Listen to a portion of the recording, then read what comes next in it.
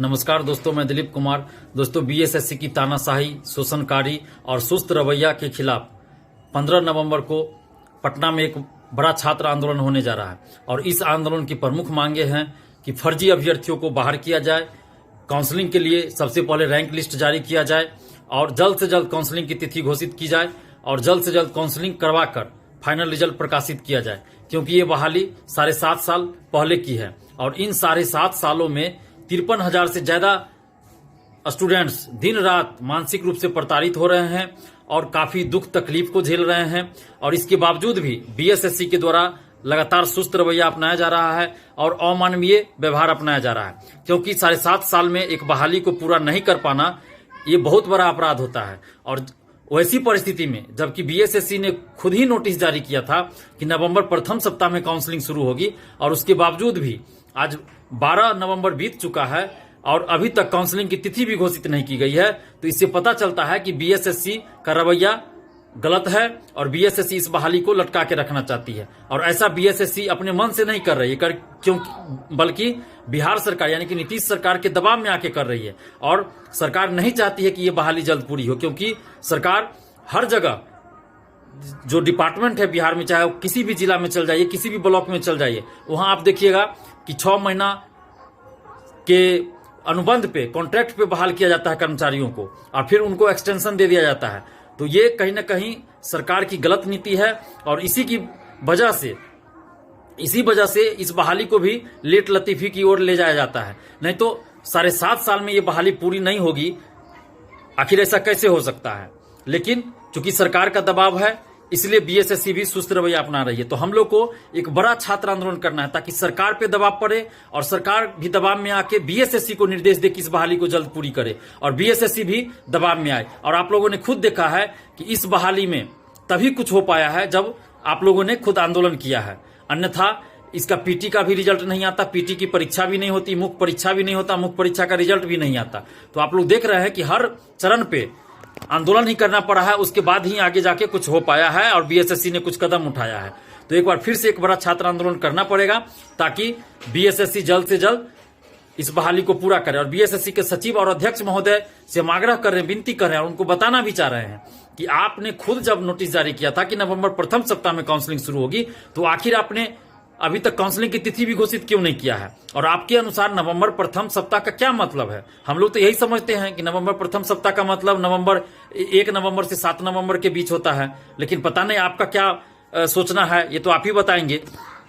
लेकिन अभी भी हम आपसे आग्रह कर रहे हैं कि आप जल्द से जल्द जो 2016 वाले फर्जी अभ्यर्थी हैं, जो 2016 में पटना हाईकोर्ट का आदेश आया था जिसमें स्पष्ट कहा गया है कि ये आदेश उन्हीं लोगों के लिए है, उन्हीं लोगों को दोबारा फॉर्म भरने का मौका दिया जाना है जिनकी उम्र समाप्त हो गई थी। और इसके अलावा जिन लोगों ने भी फॉर्म भरा है वो एक तरह से अवैध है और वो अयोग्य माने जाएंगे इस बहाली के लिए।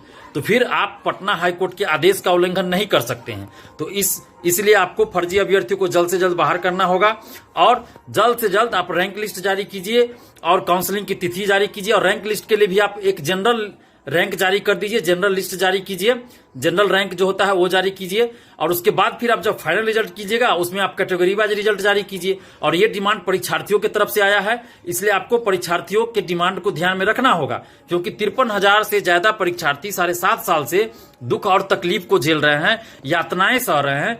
और उनके दुख और दर्द को अगर आप नहीं समझते हैं तो आप एक तरह से अमानवीय व्यवहार कर रहे हैं। तो इसलिए आप जल्द से जल्द फर्जी अभ्यर्थियों को बाहर कीजिए, काउंसलिंग के लिए जनरल रैंक लिस्ट जारी कीजिए और काउंसलिंग की तिथि घोषित कीजिए और पूरी पारदर्शिता के साथ इस बहाली को पूरी कीजिए। यानी कि जब आप बहाली के लिए फाइनल रिजल्ट दीजिएगा तो आप कट ऑफ सभी परीक्षार्थियों का मार्क्स भी प्रकाशित साथ में कीजिए, कोई बहानेबाजी नहीं चलेगा। और आपको ये भी हम आग्रह कर रहे हैं बीएसएससी के सचिव और अध्यक्ष महोदय कि आप जल्द से जल्द ये सब कदम उठाइए, अन्यथा हम लोग 15 नवंबर को छात्र महाआंदोलन पटना में कर ही रहे हैं और उसके बाद हम लोग राज्य मानवाधिकार आयोग, राष्ट्रीय मानवाधिकार आयोग और यूएनओ तक अपनी मांगों को ले जाएंगे। और इसके लिए लेटर लिखेंगे, ईमेल करेंगे और ट्विटर कैंपेन चलाएंगे। और इसके बाद भी हम लोग हर जिला में आंदोलन करेंगे और हर जिला में आंदोलन करेंगे। उसके बाद बिहार बंद का भी आह्वान करेंगे, क्योंकि अब हम लोग रुकने वाले नहीं हैं और न ही झुकने वाले हैं। हम लोग अब धैर्य की सीमा समाप्त हो चुकी है हम लोग की, और हम लोग अब बिल्कुल भी बर्दाश्त नहीं कर सकते हैं, क्योंकि 7.5 साल से इंतजार हो रहा है और 53,000 से ज्यादा परीक्षार्थी दिन रात मानसिक रूप से प्रताड़ित हो रहे हैं, कितना कष्ट सह रहे हैं, और आपको उनकी चिंता नहीं है। और इन परीक्षार्थियों का धैर्य की सीमा अब समाप्त हो चुकी है। ये लोग बहुत आक्रोशित है और कुछ भी कर सकते हैं। तो आप सोच लीजिए कि आगे अगर कुछ भी आंदोलन ऐसा होता है तो ये परीक्षार्थी क्या करेंगे, नहीं करेंगे, ये हम भी नहीं जानते हैं, क्योंकि अब ये मेरे रोकने से भी ये लोग नहीं रुकने वाले हैं। तो आप जल्द से जल्द इन परीक्षार्थियों की मांग को मान लीजिए, क्योंकि ये मांग गलत नहीं है, ये बिल्कुल सही मांग है। और ये 7.5 सालों से लगे हुए हैं। आप सोचिए कि इनका क्या हाल होगा। हजारों अभ्यर्थी ऐसे हैं जिनकी उम्र समाप्त हो गई, वो कहीं भी अब सरकारी नौकरी के लिए अब फॉर्म भी नहीं भर सकते हैं। और आप लोग सोचिए कि अगर 2 दिन आपको वेतन मिलने में अगर 2 दिन विलंब हो जाए, 2 दिन देरी हो जाए, तो आप लोग एकदम कोहराम मचा देते होइएगा, आप लोग टेंशन में आ जाते होइएगा। और ये लोग 7.5 साल से लगे हुए हैं, 7.5 साल से नौकरी के इंतजार में है, और आपको इनके दुख दर्द की चिंता नहीं है। अगर आपका वेतन 2 महीना रोक दिया जाए, तब आप सोचिए कि आपका क्या हाल होगा, आप कितना बिलबिलाने लगिएगा, कितना तिलमिलाने लगिएगा। तो आप इन लोगों के दुख को समझिए, पीड़ा को समझिए, और जल्द से जल्द इन लोगों की मांगों को मानिए। फर्जी अभ्यर्थियों को बाहर कीजिए, काउंसलिंग के लिए रैंक लिस्ट जारी कीजिए, और काउंसलिंग की तिथि घोषित कराकर जल्द काउंसलिंग करवाइए और जल्द फाइनल रिजल्ट प्रकाशित करवाइए। अन्यथा हम लोग आगे जो हमने कहा है वो सारी चीजों को हम लोग करेंगे, और हम लोग अब रुकने वाले हैं। ऐसा मत सोचिएगा कि कोई आधा अधूरा नोटिस जारी कर दीजिएगा फिर ये लोग शांत हो जाएगा, ऐसा नहीं होने वाला है। जब तक इन सभी मांगों को आप नहीं मानते हैं, हम लोग का आंदोलन चरणबद्ध तरीके से जारी रहेगा। और जिन जिन बातों का हमने उल्लेख किया वो सारी चीजें हम लोग करेंगे। और आप तमाम परीक्षार्थियों से, बिहार के छात्र छात्राओं से हम आग्रह कर रहे हैं कि आप लोग एकजुट होकर 15 नवंबर को 10:30 से 11 बजे के बीच आप लोग पटना गर्दनीबाग धरना स्थल पहुंचिए। इस आंदोलन के लिए हम लोगों ने जिला प्रशासन से अनुमति भी ले लिया है, और आप लोग एकदम निश्चित रूप से 10:30 से 11 के बीच 15 नवंबर को पहुंच जाइए। और एक चीज ध्यान रखिए कि ये लड़ाई किसी एक की नहीं है, ये हम सबों की लड़ाई है, पूरे बिहार की लड़ाई है, बिहार के छात्र युवाओं की लड़ाई है।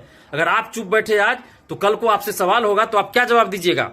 अपनी अंतरात्मा से भी आप पूछिए कि आप 7.5 साल से इस बहाली में लगे हैं, 53,000 से ज्यादा संख्या आपकी है, और आंदोलन में कितना लोग आते हैं। तो जो एकजुटता आपने 23 सितंबर के आंदोलन में दिखाई थी, वही एकजुटता एक बार फिर से दिखाइए, लेकिन संख्या उससे कम से कम 10 गुना ज्यादा होनी चाहिए। आप खुद सोचिए, 53,000 से ज्यादा परीक्षार्थी हैं और आंदोलन में कितने आते हैं। तो आप ये सोचिएगा कि कोई जा रहा है, हम घर बैठे रहे, तो इससे नहीं होगा। तब ये बहाली 2023 तक चली जाएगी। अगर आप चाहते हैं कि ये बहाली जल्द पूरी हो और नवंबर में काउंसलिंग हो जाए, तो आपको 15 नवंबर को हर हाल में आना चाहिए। और अपनी अंतरात्मा से आप पूछिए, खुद आप पूछिए जितने भी परीक्षार्थी है, कि जब आप 400 किलोमीटर 300 किलोमीटर दूर कोई परीक्षा देने जा सकते हैं, तो क्या आप परीक्षा को पूरा करवाने के लिए, धांधली रोकवाने के लिए आप एक दिन राजधानी पटना में नहीं आ सकते हैं 2 घंटा के लिए? अगर आपकी अंतरात्मा ये कहे कि ये इस आंदोलन में आप नहीं जाइए, तो आप मत आइएगा। लेकिन अगर आपकी अंतरात्मा ये कहती है कि इस आंदोलन में जाइए, तो आप जरूर आइए। और आप ये अपनी अंतरात्मा से ये भी सोचिए कि क्या आपको अपने हक और अधिकार के लिए आंदोलन में नहीं आना चाहिए? क्या ये अन्याय और शोषण नहीं है कि 7.5 साल से ये बहाली पूरी नहीं हो रही है? अगर आपकी अंतरात्मा ये कहती है कि अन्याय और शोषण के खिलाफ आपको